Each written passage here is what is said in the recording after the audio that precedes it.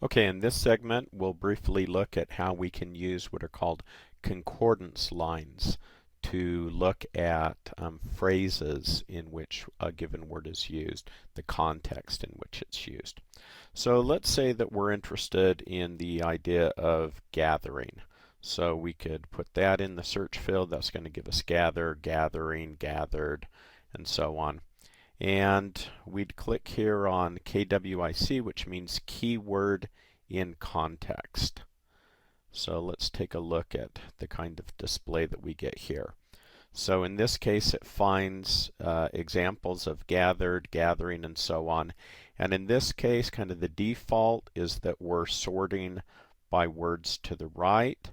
But if for some reason you wanted to come in and search or sort by words to the left because you think that's going to be a little bit more insightful, you can do that as well.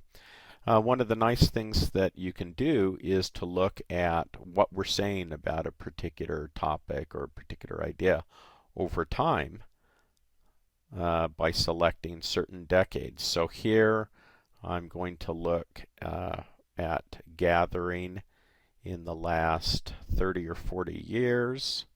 Okay, gathering of the house of Israel, gathering together, and so on.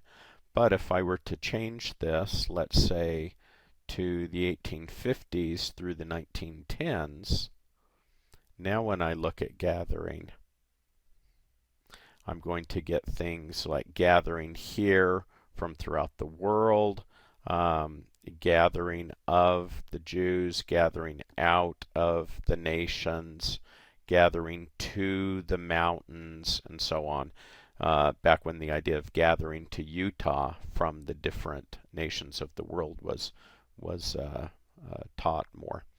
So anyway, hopefully you can see how these concordance lines help you see the patterns and the phrases in which a given word occurs.